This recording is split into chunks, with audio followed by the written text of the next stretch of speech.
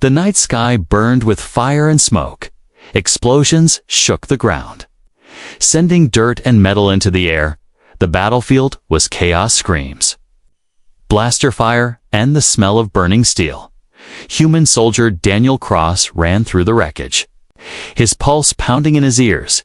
He had been sent to find survivors, but he knew the chance was almost zero. Then, through the haze, he saw movement.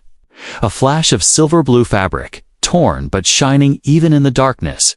He moved closer and froze. It was a girl, not human, not even close. Her skin had a faint shimmer, like starlight on water, and her hair, though tangled with dust, fell in silver strands. She wore what was once a gown of royalty, now ripped and stained. A golden crest lay broken on her shoulder, was the mark of the Highborn. Daniel had heard of them, proud, powerful, and known for despising humans. The girl was on the ground, barely breathing. A beam of broken metal pinned her leg. For a second, Daniel hesitated. She was Highborn. She might rather die than be touched by him. But another explosion nearby made the choice for him. He rushed forward, pushing away debris. Her eyes fluttered open, glowing faintly in the dark. When she saw his face, his human face, her lips curled in disgust. "Do not touch me," she whispered, her voice weak but filled with pride. Daniel didn't answer. Instead, he lifted the beam off her and carefully slid his arms under her. She struggled, her hands pushing against his chest. Unclean hands. "Low-born creature," she muttered. Daniel gritted his teeth, ignoring the insult. A blast went off behind them, showering them with sparks. He ran, holding her close as the ground shook under his boots. The evacuation point was far, and the enemy was still out there. Every few steps, she tried to pull away, but her leg was injured without him. She wouldn't make it far. "Put me down," she demanded. Daniel's voice was calm but firm. "If I put you down, you'll die here." She glared at him but said nothing. Her pride was strong, but her body was weak. They reached the ruins of an old wall. Daniel set her down gently, checking the wound on her leg. She flinched when his fingers brushed her skin. "Don't," she said sharply. "You're bleeding?" he replied. Tearing a strip from his own sleeve to wrap around the wound, she turned her face away, refusing to look at him. Her breathing was shallow, but Daniel could tell she was still watching him, from the corner of her eye. A shadow moved across the rubble. Enemy scouts. Daniel pulled his rifle and crouched low. He motioned for her to stay silent. The scouts passed, their alien voices sharp and threatening. Daniel waited until they were gone before speaking. "We have to move," he said quietly. She gave a small nod, not meeting his gaze. As he lifted her again, she didn't fight as hard this time. Her head rested lightly against his shoulder. Though her body stayed tense, the sounds of the battlefield grew distant, replaced by the whisper of wind through broken towers. The city was dead. No lights, no voices, just the hollow echo of their footsteps. Daniel knew the safe zone was still hours away. He also knew the enemy would keep searching for her. Highborn royalty was worth more than gold to them. They stopped once so Daniel could check the path ahead. She sat against a wall, watching him with narrowed eyes. "Why are you doing this?" she asked suddenly. Daniel glanced back. "Because you're alive, and I was sent to save survivors." "I did not ask for your help," she replied, her voice cold. Daniel shrugged. "You don't have to." Her lips pressed into a thin line. She had no answer. They moved again, the night air turning colder. Daniel noticed her shiver. Without a word, he adjusted his jacket so it covered her shoulders. She stiffened at the gesture, but didn't push it away. Her eyelids grew heavy, the exhaustion finally taking over, for a moment. Her head leaned fully against him. Daniel didn't say anything. He just kept walking. Step after step, deeper into the ruins. In her fading thoughts, she remembered her people's warnings. Humans were selfish, greedy, untrustworthy. But the one carrying her now had not asked for anything, had not let her fall. She hated his touch at least. That's what she told herself. But as her body gave in to sleep, she realized something troubling. She did not feel fear in his arms. The night swallowed them as they disappeared into the shadows. The rescue was far from over, and neither of them knew that this unwanted journey would change them both forever. The morning came with a pale, cold light. Daniel woke first. Scanning the ruins around them, the fires of the night battle still smoked in the distance. Princess Illyra stirred, her eyes opening slowly. For a moment, she seemed confused. Then, she saw him, and the frown returned to her face. "Why are we still here?" she asked sharply. Daniel tightened the strap on his rifle. "Because the path ahead is dangerous, and I needed to make sure it's clear." She gave a small scoff. "I can walk on my own." Her attempt to stand proved otherwise, her injured leg gave way instantly. Daniel caught her before she fell. She shoved his hand away, glaring. "I told you not to touch me," she hissed. Daniel's voice stayed calm, then stopped falling. They set out through the twisted streets of the alien city. Shattered towers loomed over them like the bones of giants. Daniel moved ahead carefully. Scanning for movement, Illyra limped behind, refusing to take his offered arm. Her steps were slow, and the sound of them echoed too loudly for his comfort. Predators or scouts could hear them from far away. After an hour, the sun climbed higher. Daniel stopped at the edge of a collapsed bridge. Below, a river of black water moved sluggishly. It was too dangerous to cross there. They would have to find another way. That meant going deeper into the city ruins. Illyra's face tightened. But she didn't complain. For all her pride, she seemed to understand the danger. As they walked, Daniel handed her a ration pack. She stared at it like it was poison. "I don't eat human food," she said coldly. "Then starve." Daniel replied, walking on. Minutes later, he heard the soft crinkle of the package being opened.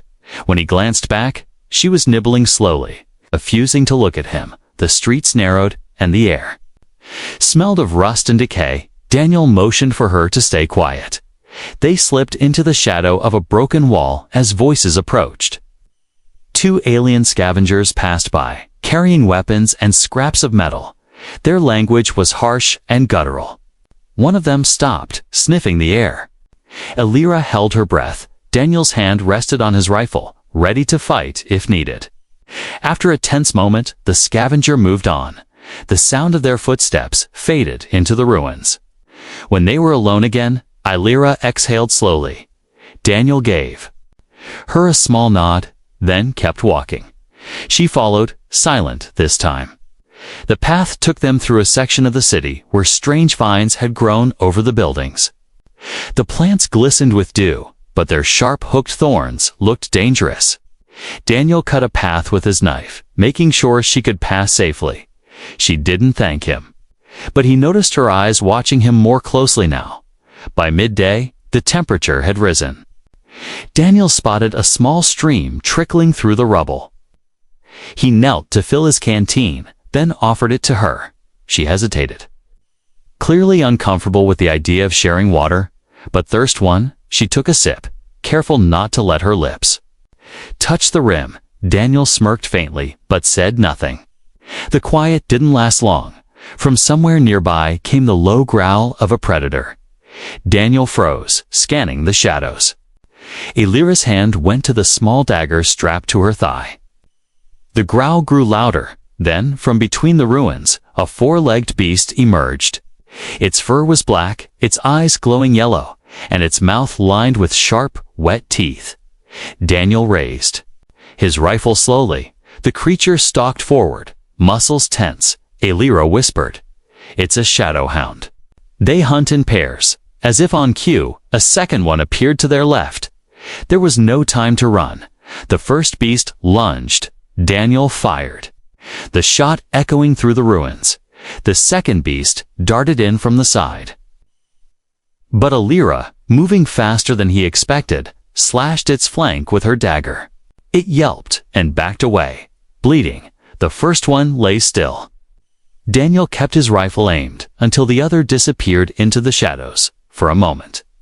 The two of them just stood there, breathing hard. Daniel glanced at her. Not bad, she gave. A faint smirk. I didn't need your help. He raised an eyebrow. You would have been the first one eaten? Her smirk faded, replaced by a glare.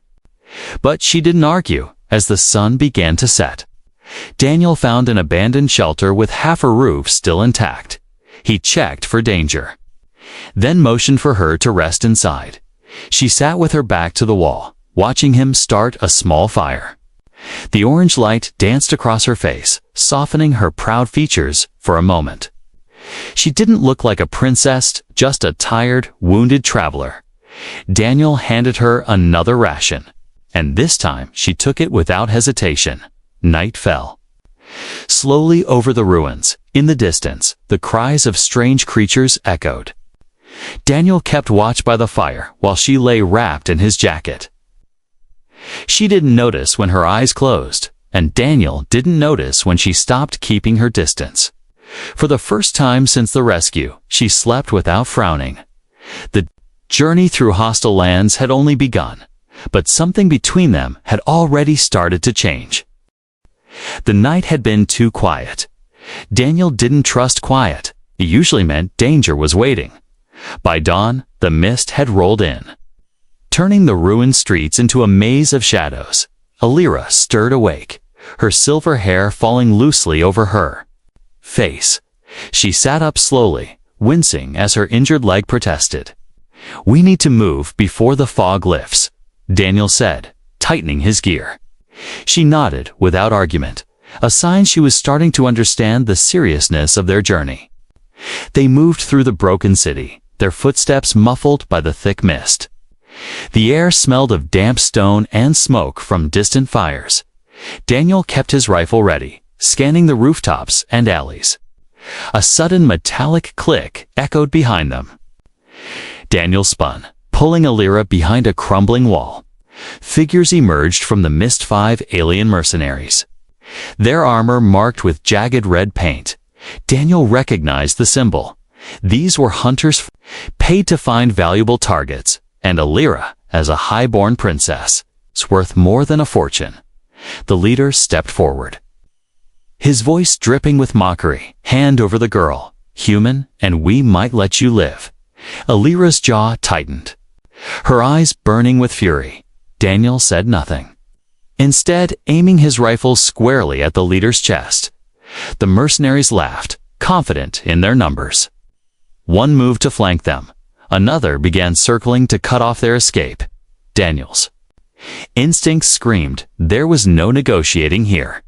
Run when I say, he whispered to Alira. She immediately shook her head. I am not leaving you.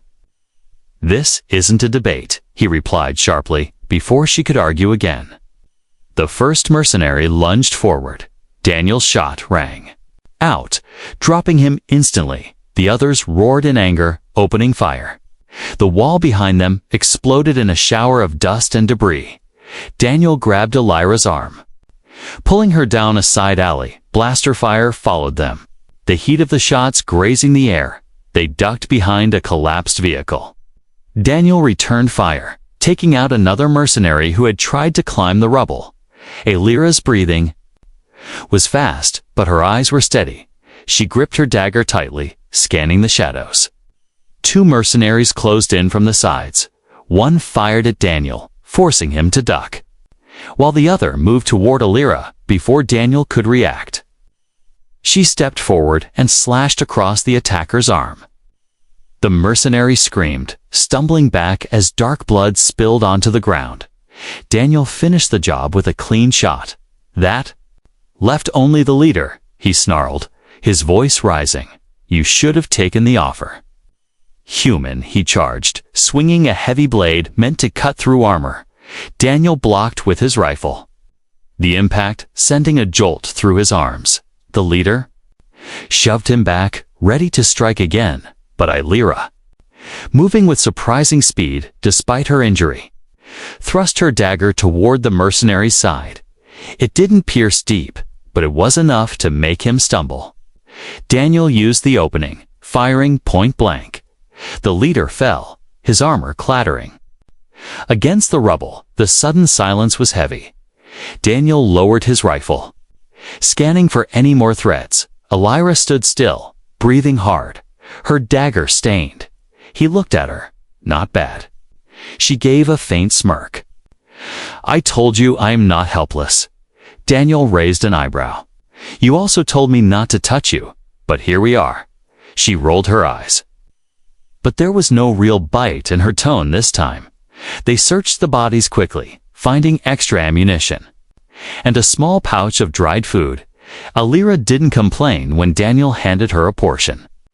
She ate in silence as they rested briefly in the shelter of a half-collapsed building. The fog outside began to thin. Daniel knew more hunters might come. Mercenaries traveled in networks. If one group failed, others would try. They resumed their journey, this time moving faster. The city slowly gave way to wild terrain, broken stone roads, swallowed by roots and grass. The air was fresher here, but the sense of danger hadn't faded. Every rustle in the undergrowth made Daniel's hand twitch toward his weapon. Elira walked beside him now, instead of behind. He noticed she wasn't limping as badly, though her injury still slowed her as the sun began to set. They found a small ridge overlooking a narrow valley. Daniel decided it was a safe enough spot. To camp for the night, they built a small fire, its glow casting long shadows on the rocks. Elira sat quietly, staring at the flames. Finally, she spoke, her voice softer than before. "You could have left me there when they attacked." Daniel glanced at her. "I don't leave people behind." Her eyes studied him for a moment longer before she looked away. She didn't thank him, but something in her expression had shifted. The night air was cold, but for the first time. She didn't resist when he handed her his jacket. She wrapped it around herself without a word. Daniel kept watch, his eyes on the dark valley below. Somewhere in the shadows, more danger waited, but for now, they had survived the ambush, and, for the first time since their meeting, the silence between them didn't feel like a wall. It felt almost like trust. The next morning came without warning.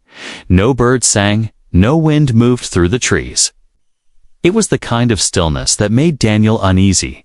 He packed their few supplies quickly. Elira rose slowly, wincing as she tested her injured leg. Though she tried to hide it, he could tell it was still troubling her.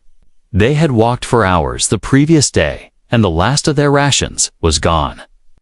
Daniel had hoped to find a supply drop, or at least wild fruit, but the land ahead was nothing but stone and dirt. Elira didn't ask for food, but he saw the faint tightness in her jaw. Hunger was setting in. He didn't blame her for staying. Silent, her pride was as stubborn as her spirit. By midday, the heat began to press down on them. Their path wound through rocky ground, with no sign of shade. Daniel's canteen was half full. Petit didn't drink when Elira's steps began. Too slow, he handed it to her. She looked at him for a moment, as if deciding whether to refuse. Then she took it, drinking slowly. Her voice was quiet. "You should drink too." He shook his head. "I can wait." She gave him a look, but didn't argue. By late afternoon, they reached the edge of a steep slope below. A river cut through the land, its waters rushing and foaming. It was wide, fast, and filled with sharp rocks. Daniel studied it carefully. "We'll have to cross here," he said. Elira frowned. "I can't swim in this condition." "Then I'll carry you," he replied without hesitation.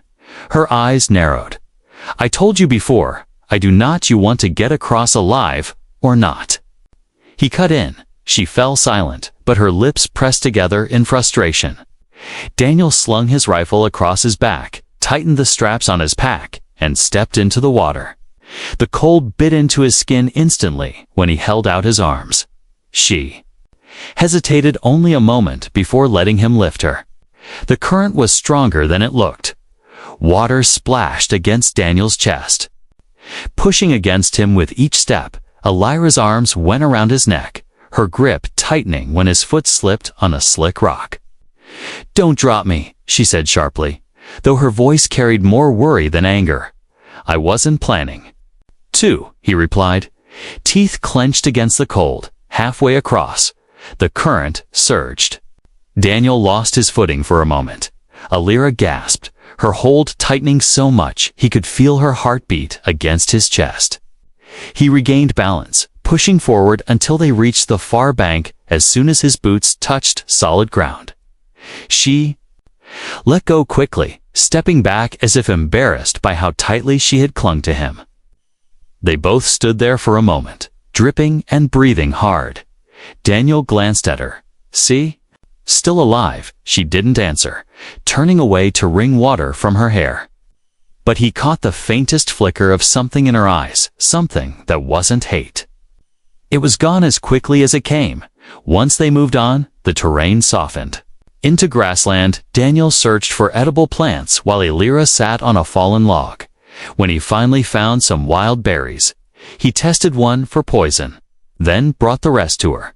She took them silently, eating with slow, deliberate movements. After a while, she said quietly, "Why do you keep doing this?" "Doing what?" he asked. "Putting yourself between me and death," she replied, her gaze fixed on the ground. Daniel's answer was simple, "Because you're not dead yet." Her lips curved. Not quite a smile, but close. The sun dipped lower, painting the sky in gold and crimson. They made camp near a cluster of trees. Daniel built a small fire while Elira sat with her dagger in her lap. The warmth of the flames softened the edge of the day's struggle.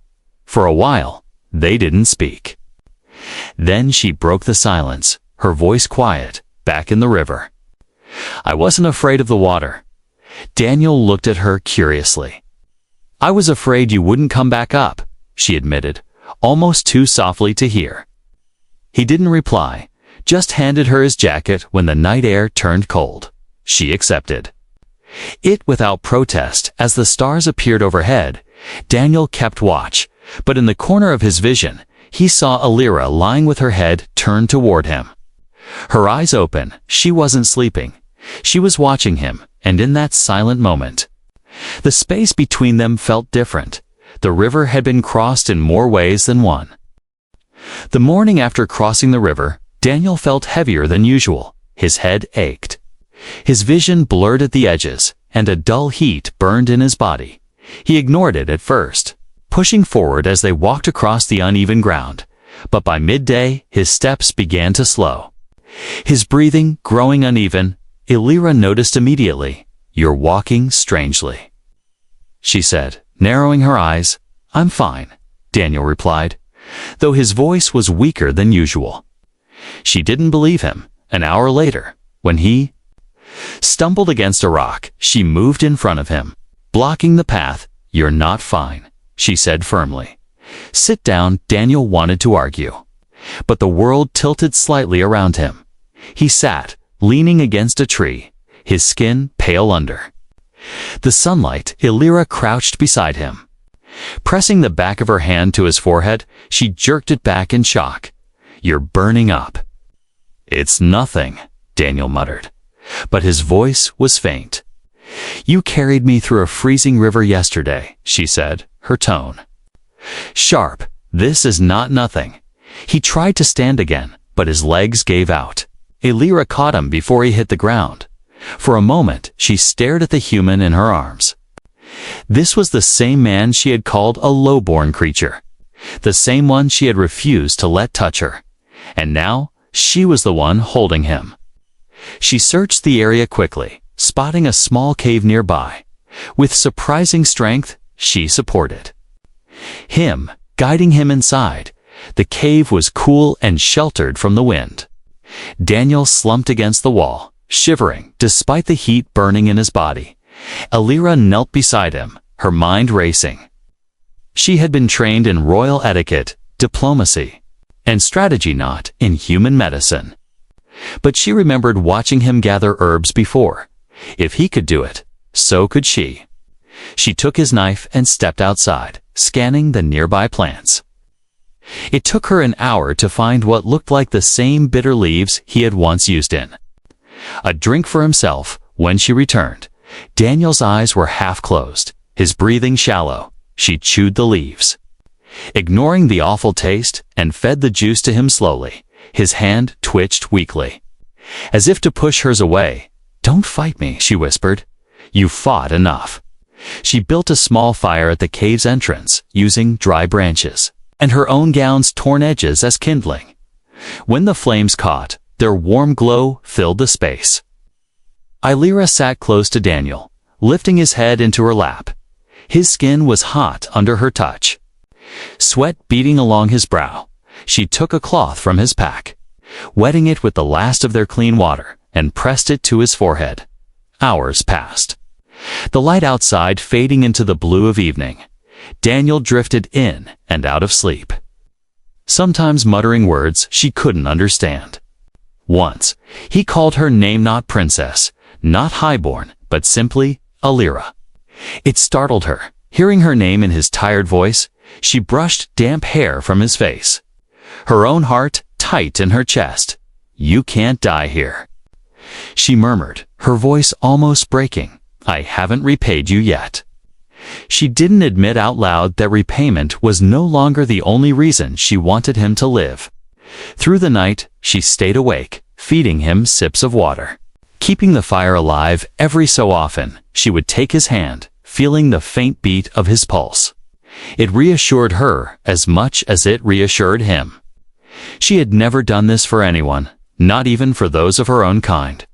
But this human, this stubborn, frustrating man, had risked everything for her without asking anything in return. By dawn, his fever broke slightly. His breathing grew steadier, his face less pale.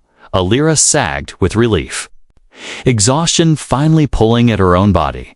But before she allowed herself to rest, she looked at him one last time. "You're going to live," she whispered. "You have to." When Daniel finally opened his eyes later that morning, he found her asleep beside him, her head resting lightly against his shoulder. The fire was still burning, carefully tended. He realized she must have stayed awake most of the night to watch over him. Slowly, he reached up and adjusted the jacket around her, making sure she was warm. For a moment, he simply watched her. Her proud features were softer in sleep. It struck him how different she looked now, compared to the first time he saw her, when her eyes had been filled with nothing but contempt for him. Somewhere between the battlefield and this cave, something had shifted, and Daniel, though still weak, knew the journey ahead was no longer just about getting her to safety. It was about making sure she stayed alive, no matter the cost. The morning was quiet when they left the cave. Daniel was still weak, but his fever had broken. Illyra stayed close to him, watching every step he took. He didn't say it out loud, but he knew she was ready to grab him if he stumbled. The cold air bit at their faces, and the ground was wet from last night's rain. They moved through a narrow pass between two jagged cliffs. Daniel could hear the sound of rushing water far below. The rocks were slick, and the path barely wide enough for two people. Illyra walked in front this time, leading the way. She glanced back every few steps, her eyes sharp, still alive. She asked, a small smirk on her lips. Daniel gave her a faint nod. Barely. By midday, they reached the edge of a vast open plain in the far distance.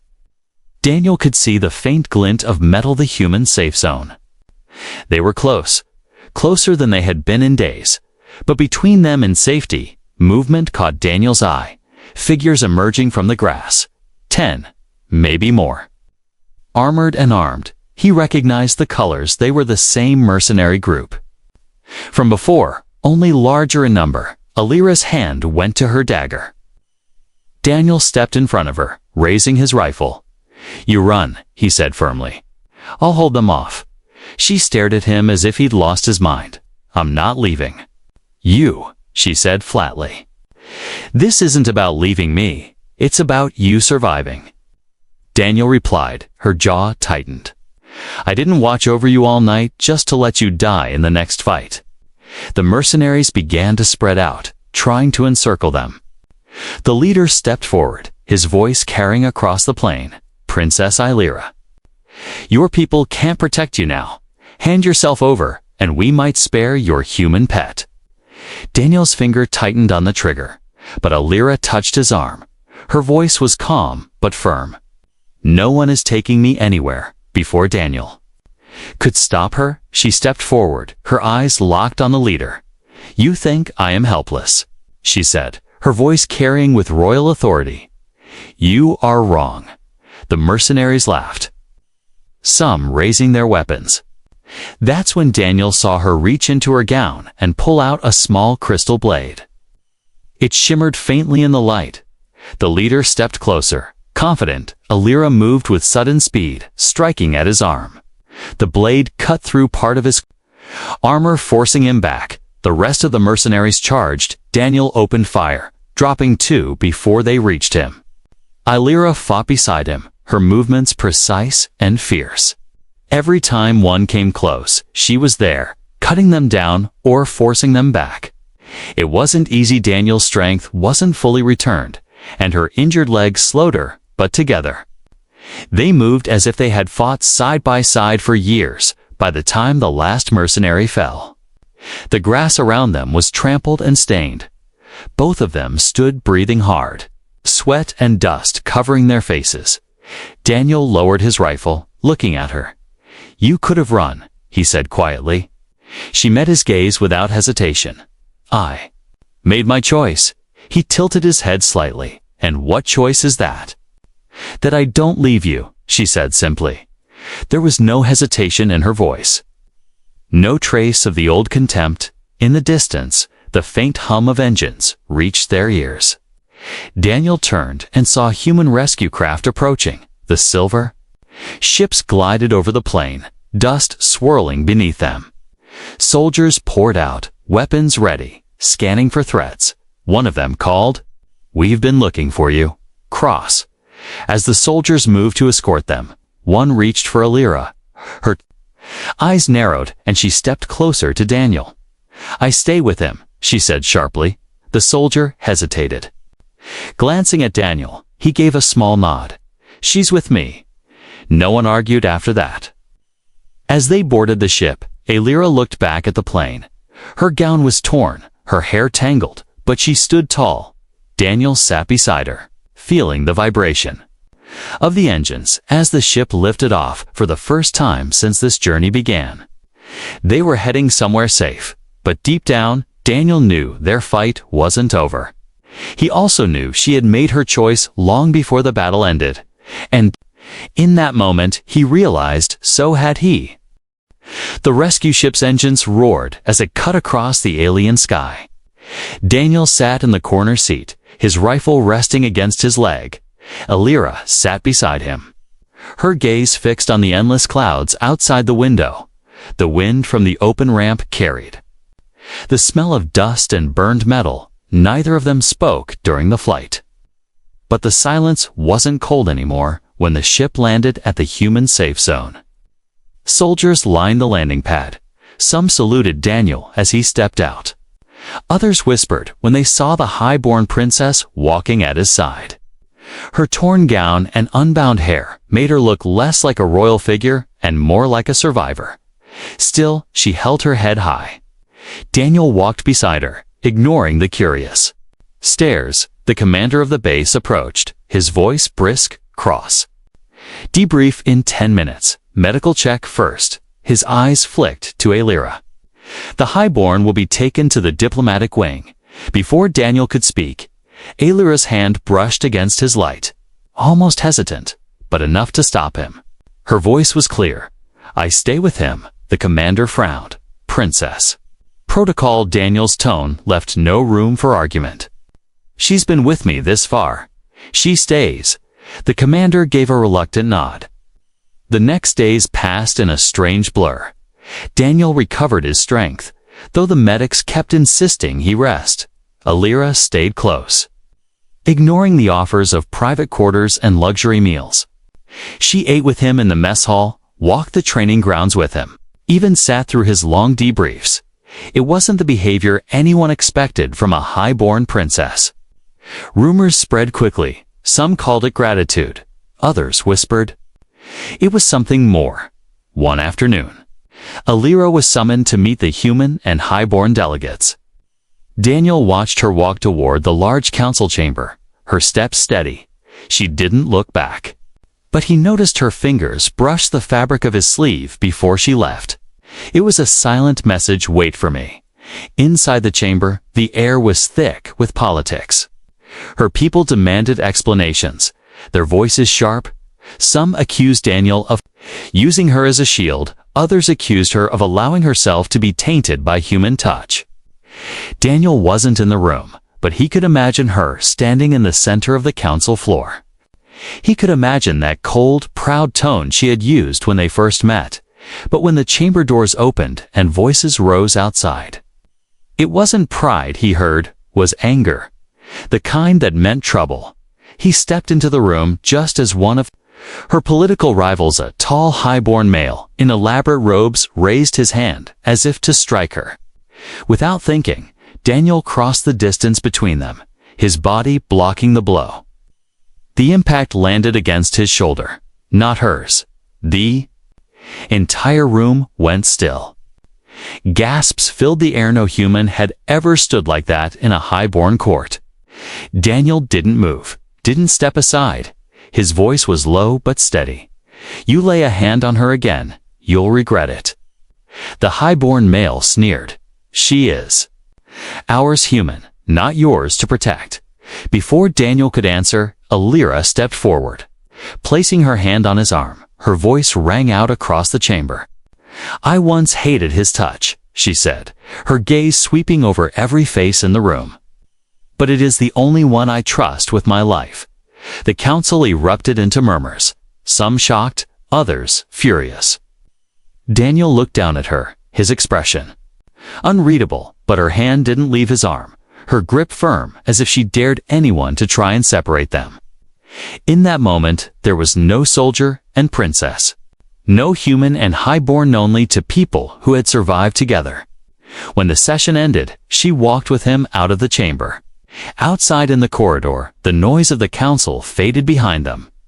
You didn't have to say that, Daniel said quietly. I meant it, she replied without hesitation. They stopped in the middle of the hall, her eyes meeting his. For all my life, I was told humans were beneath us. But you carried me when I couldn't stand. You bled for me. You almost died for me.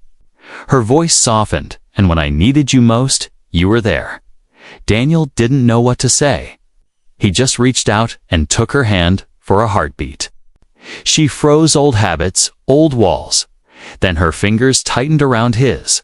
They walked on together. Past the stairs and whispers, whatever came next, they would face it side by side, far above them. The alien sky was clear for the first time since their journey began, and somewhere, deep inside, they both knew the rescue had never really ended. It had simply turned into something far greater.